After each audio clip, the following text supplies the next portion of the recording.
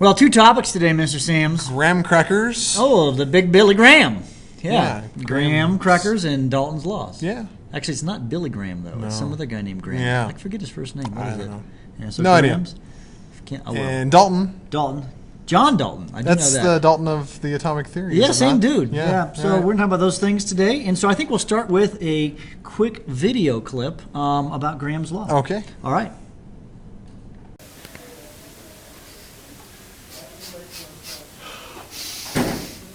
Do you smell that?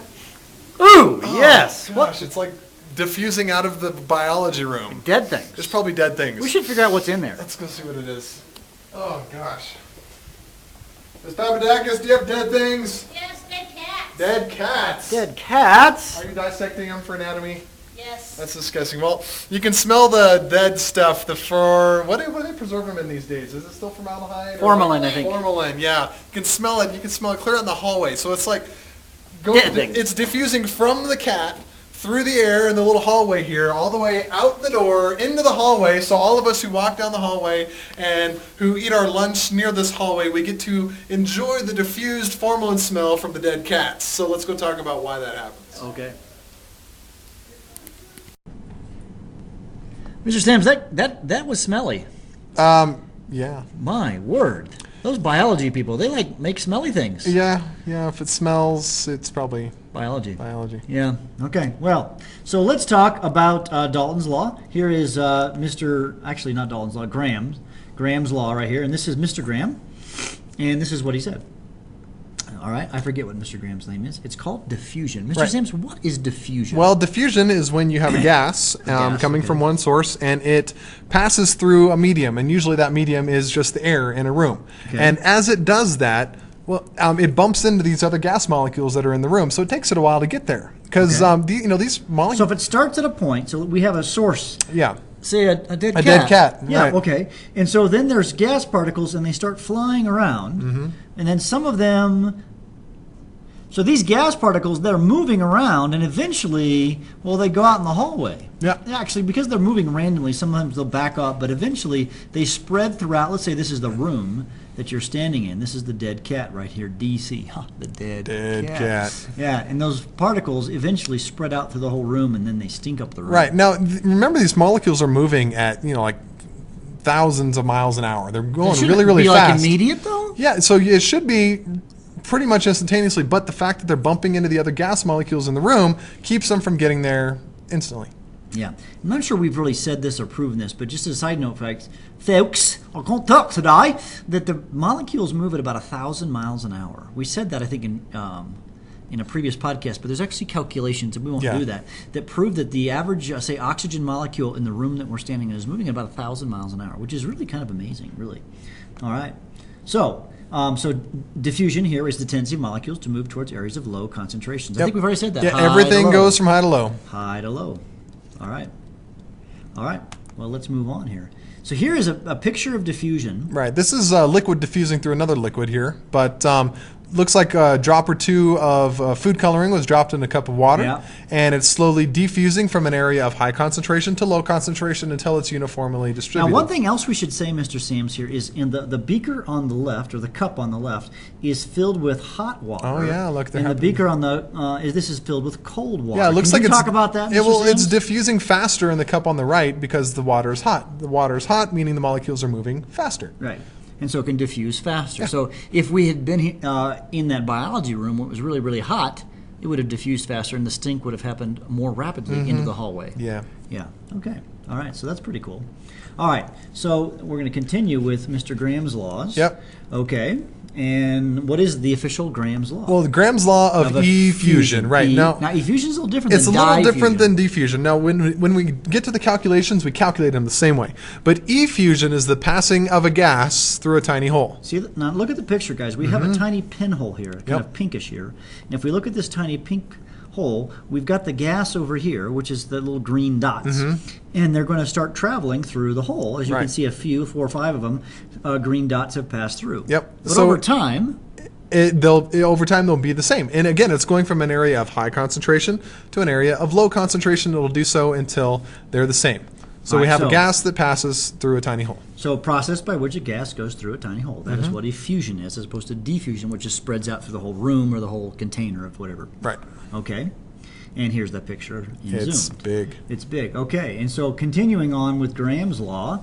Okay. So here's kind of a, because it could also like apply to like perfume. Yeah, perfume stuff, it drives me crazy. I don't like it. It gives me a headache, and I sneeze a lot when I smell it. Yeah, yeah. So never fail. It's like 5 minutes before lunch, and I have a student, pulls out the smelly stuff, puts a little bit on. Ooh. Could be a guy, could be a girl. Nasty. You never know. And then, like 30 seconds before the bell rings, I start to smell it. Now, I don't smell instantly because, again, it's bumping through all the air molecules. Yeah. It gets to me eventually, and just for the rest of lunch, I now have a headache. So and we I have this sneeze really romance in badly. Yeah. Swampland. My darling, your perfume, it's Mosquito repellent. mosquito repellent. Yeah. By the way, I don't know if you realize, but the background image for this particular podcast is a bottle of perfume. Yeah. Now, Graham's law is not just conceptual. No, we can do some It's math. also mathematical. Yay, math! So how fast does it actually effuse or diffuse? Well, all right. We've learned something recently. Yeah. At the same temperature and pressure, they have the same amount of energy. So all gas particles, regardless of what they are, have the same amount of energy. Therefore, where's my pat? Okay. This is still Graham's law. Sorry, I've got some stuff on this fixing here. Okay. Heavy gases go what? Slower. So if I have two gases, they have the same energy. So that if you have a big heavy guy, he's going to go slow. That makes the light gases go Fast. fast. Elephant and the bumblebee. The elephant, big Yep. mass, nice and Yeah, slow. yeah, Bumblebee, yeah. tiny mass, all over the place. So which would you like to get hit by, the elephant or the bumblebee? It depends on which end.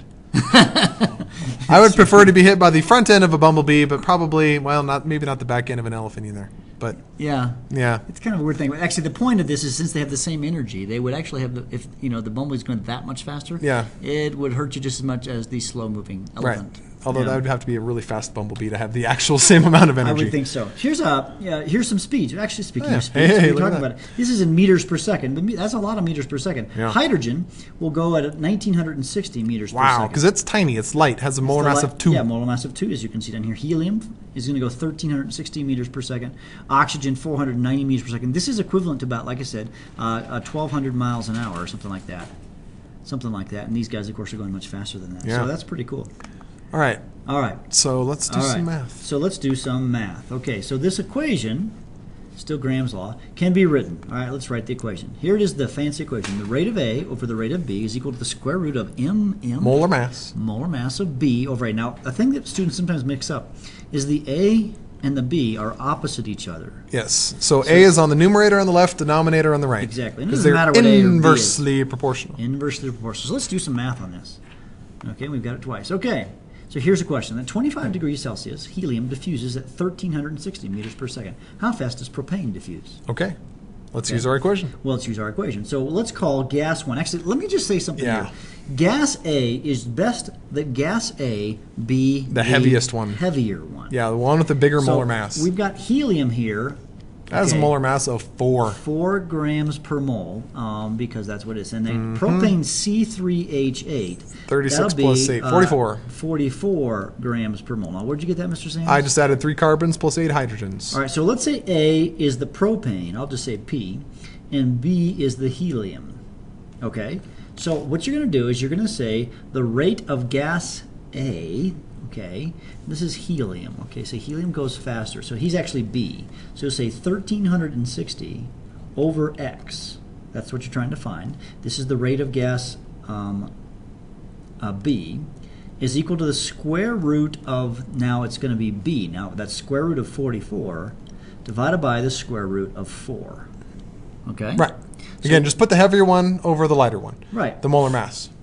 So, I don't think we need to get the calculator out, but so I've got my calculator out here, Mr. Sam. So Okay. let's do well, we can say 1,360 over X. I'm going to simplify this term here. Yeah. And so I'm going to take the square root. Now the square root button is right here by the X squared. Second function, square root of 44 divided by 4, right? Yep. And I close the Close parentheses. And I'm going to get 3.32. So that's 3.32 over 1. Now I need to cross multiply, right? So I can say 1,360 times 1, which of course is 1,360, is equal to 3.32x. Now, of course, I divide both sides by 3.32, right? Yep. And the 3.32's cancel, so I'll take my 1,360 divided by 3.32, and I get 400. Wow, that's a lot. 410. 410. Yes, so let's call it 410. Now, what does that number mean? That's the meters per second. That's how fast that the propane molecules are moving. Right. So that's the rate, the speed at which they travel. One more law, Mr. Sanders, talking about Dalton's Law of partial pressure. When this is it, the sum of the partial pressures is equal to the total pressure. Right. So if we have multiple gases in the same container, the total pressure in the container is equal to the partial pressure of each of those gases added together. So we could actually put that mathematically like I have right here. Yep. The total pressure is equal to the pressure of gas A plus the pressure of gas B plus the pressure of gas C, and if there's a D or an E, the same thing. So if you've got a gas in an enclosed container, you have gas A, which I'll symbolize by black dots, and then gas B by red dots, and we can add the total pressure. It'd probably be easier if we kind of saw this in a different way, Mr. Sams. I think we got a video clip we could probably show them. Yep. So let's show them this video clip. Okay. Okay, we're going to talk about Dalton's Law of partial pressure here. Now in here I have 15 of these black balls here, and let's assume they're a gas, and the molecules are going to be flying around, striking the edge of the container, the inside of the container. Now I'd shake them around a whole lot, but I did that a minute ago when we were testing it out, and I broke a very expensive flask. So I'm not going to shake it so much. I'm just going to roll it around, implying that the molecules are moving and bouncing. So where are they moving, Mr. Sams? If they're a gas. If they're gas, they're flying around at random and striking the inside of the container. Okay? So they're going up and down, and not just around in right, swirls. all over the place. There's random motion. Okay. Now in here I have 10 of the yellow ones. Okay. 10, Again, moving around in random motion, but I'm not going to do it because I don't want to break another flask. Okay. So let's just say then that these 15 are exerting a pressure of 15 torr. And these 10 are exerting a pressure of 10 torr. And we just want to combine them together. So I'm going to pour the 10 into the 15.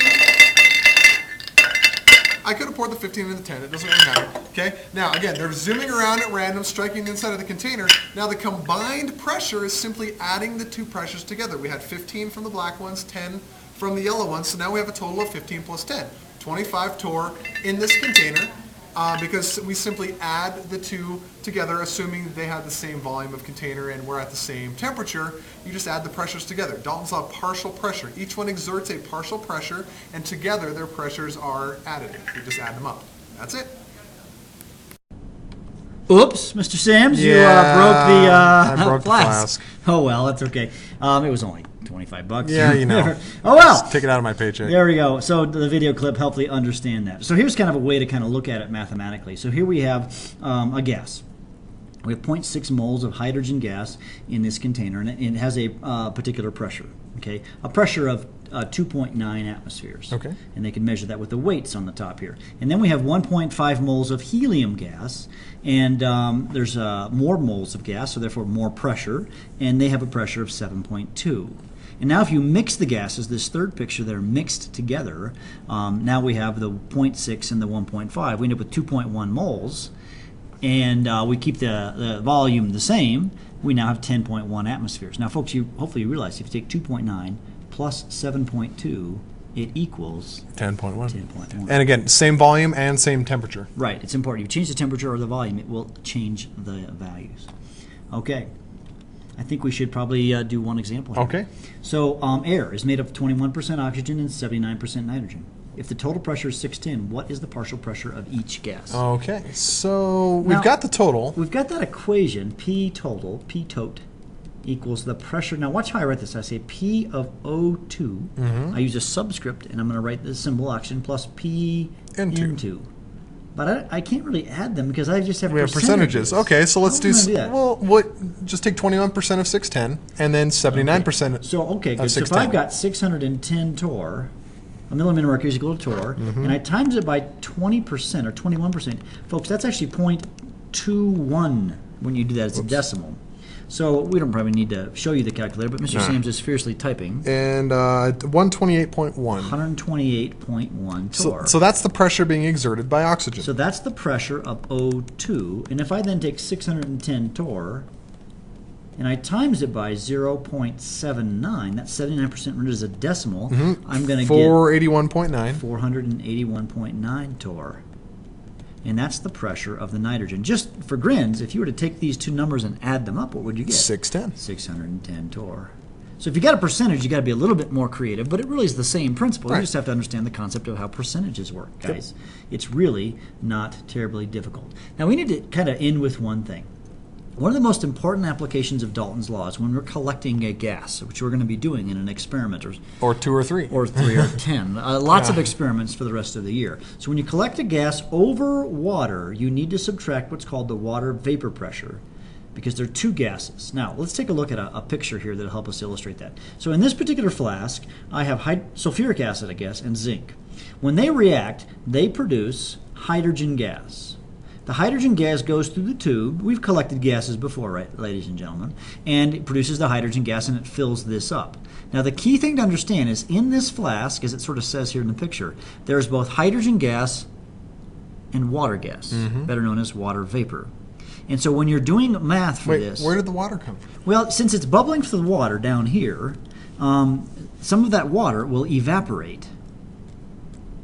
Right. We're basically dealing with the vapor pressure of water is what Yes, we're working with there. which we've talked about in the last unit. Right. And so there's some vapor pressure. So we need to essentially get rid of that, because you see the total pressure will be equal to the pressure of the hydrogen gas plus the pressure of the water in this case. Right. And when we're collecting gas, we're only concerned with the pressure of the gas we're generating. Typically, we're only interested in this value. Now, the total pressure can be read from a barometer. Yeah, so whatever the atmospheric pressure is outside, we'll teach you how to equalize the tube later on so that the pressure inside the flask is equal to the pressure outside, and so the pressure are the same. So let's take a look at this. Here's another way to look. Here's, yeah, we don't need that. This is what I want. So if I have, this is called the water vapor pressure table, and you're going to have this in your packet, and you're going to want to cut it out. Cut it out, paste it in your count book. Paste it in your it's count also book. on our cupboards, so you can look it up in the room. Yeah, lots of places you're going to have access to it. So if you know the particular temperature, let's say you're at 20 degrees Celsius, then the vapor pressure is 17.5. This is in torr, by the way, or millimeters of mercury. So if I go back to my picture here, so let's say you're at 20 degrees Celsius. So let's say that we go to our barometer. We find the pressure is 590 torr, which would be pretty typical in Woodland Park. Okay, if you're watching this somewhere else, you probably have a torr typically 760. You're probably closer to sea level. We live way above sea level. So if we are at 20 degrees Celsius, I would look that up on that table. And that number was 17.5. So the pressure of the water is 17.5. So you subtract, we'll just say 18 for sig fig. And so this is the total pressure. This is the pressure of the water. If you subtract that, you'll get the pressure of the hydrogen. 572. It's just 572 torr. And why is that important? When you take this number, the 572, you're going to use that in your equation with PIVNER, or ideal gas law, P equals nRT. You're not going to use the 590. You're going to use the 572, and actually you'll have to convert that to atmospheres or whatever, and we'll talk about that in the next podcast. But you have to subtract the water pressure, and it is a application of Dalton's Mr. Johnny Law Dalton's Law. of breaking the flasks. Yes, the Dalton's Law of breaking the flasks. So, hey, I think we're done with this podcast, Mr. Sands. Yeah, good thing, because I got some glass to clean up. Yes, all right. Well, good. Bye.